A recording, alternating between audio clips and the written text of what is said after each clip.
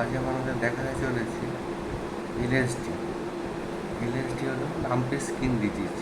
এটা সাধারণত বাছুরদের ধরে থাকে একটা ভাইরাস রোগ। সেই ভাইরাসের কতটা ভয়াবহ তা আমি আমাদের কাছে তুলে ধরতে চাই। এই রোগ হলে সাধারণত বাছুরের জ্বর আসে, গায়ে গুটি গুটি ফোসকা ফোসকা ভর্তি হয়ে যায়, কখনো কখনো পাও ফুলে যায়।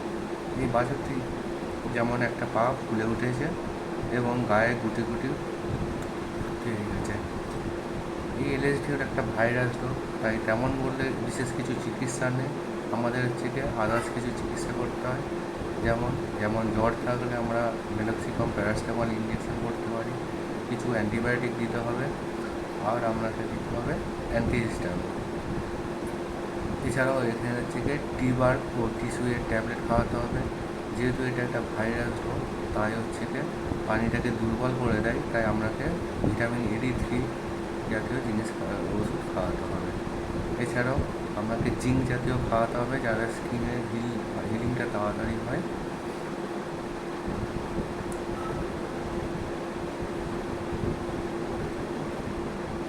এইভাবে অন্তত 5 থেকে 7 দিন বাছুরটি চিকিৎসা করতে হবে।